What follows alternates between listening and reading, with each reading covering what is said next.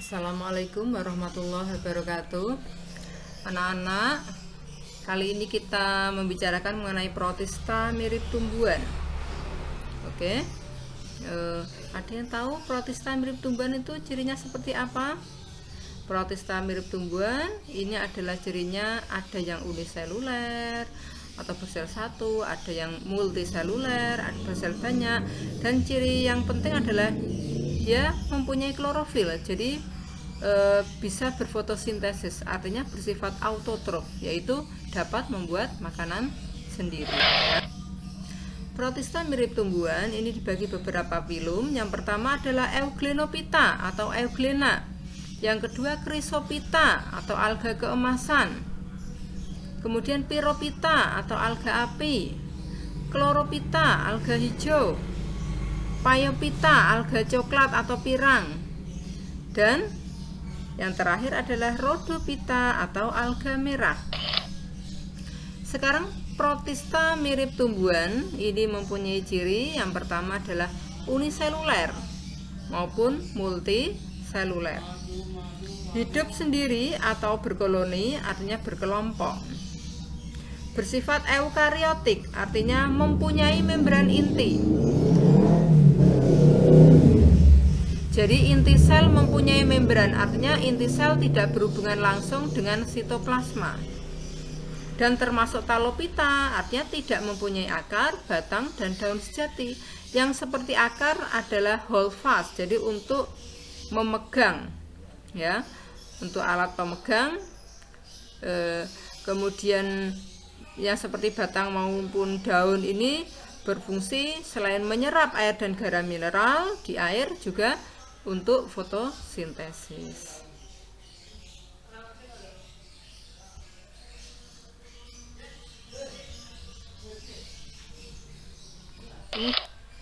Berdasarkan pigmen yang dikandungnya, ya, berdasarkan pigmen yang dikandungnya, alga dibedakan beberapa filum. Yang pertama Euglenophyta, merupakan organisme satu sel yang memperlihatkan ciri-ciri mirip tumbuhan dan mirip hewan. Jadi kenapa dikatakan mirip tumbuhan? Karena mempunyai klorofil sehingga dapat berfotosintesis. Nah, dikatakan mirip hewan karena tidak berdinding sel. Jadi hanya mempunyai membran sel, kemudian dapat bergerak bebas karena mempunyai flagela dan mempunyai bintik mata yang bisa membedakan antara gelap dan terang. Ini contohnya adalah Euglenophyta.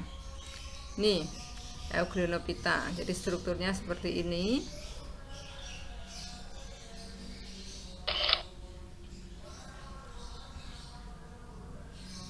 Jadi bersifat autotrof maupun heterotrof. Ya. Kemudian berkembang biak dengan melalui pembelahan sel, artinya dari satu induk menghasilkan dua sel anak yang sama persis dengan induknya. Nah, ini strukturnya kalau di perairan. Kedua adalah Chrysophyta atau ganggang keemasan.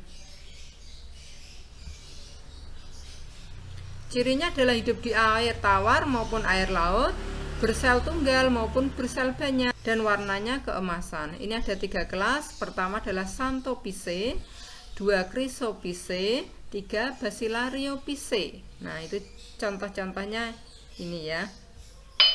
Ini struktur tubuhnya.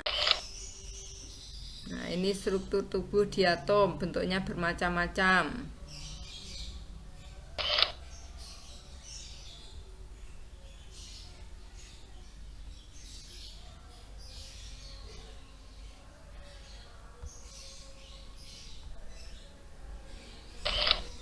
Kemudian Vaucheria ini mempunyai alat reproduksi jantan namanya Antheridium dan alat reproduksi betina namanya Oogonium.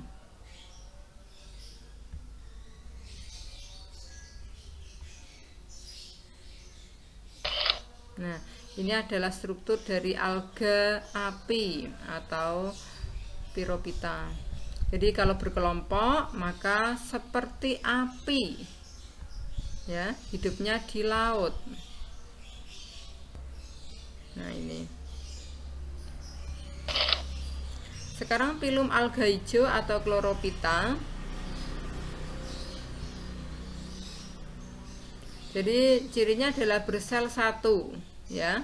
Cirinya bersel satu, kemudian tidak bergerak.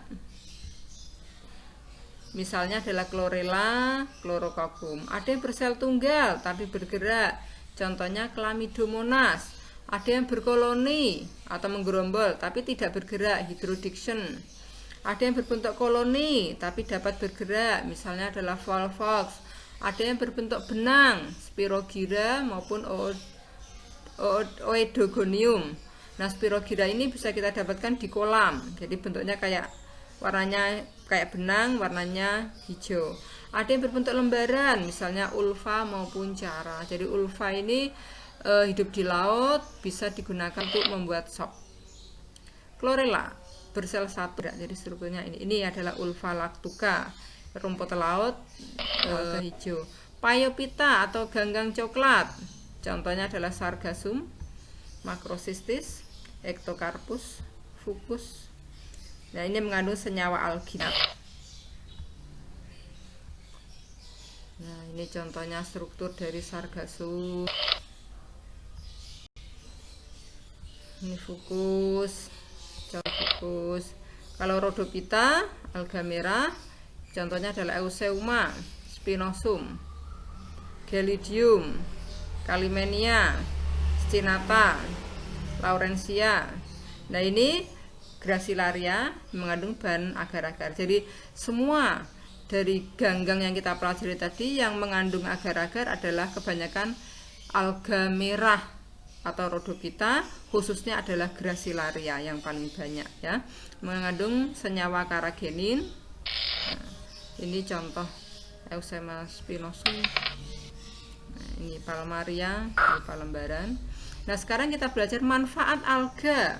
Jadi alga hijau itu merupakan fitoplankton. Jadi fitoplankton ini punya struktur uniseluler, ya, sebagai makanan ikan. Untuk chlorella sebagai suplemen obat dan kosmetik, Porphyra, Rhodymenia sumber makanan, Macrocystis,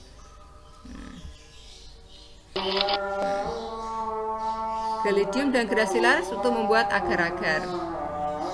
Nah, alga merah untuk membuat es krim, alga coklat untuk pengental dan produk makanan, serta tanah diatom dimakan sebagai bahan penggosok, isolasi, bahan dasar penyaring. Sekian dari saya. Wassalamualaikum warahmatullahi wabarakatuh.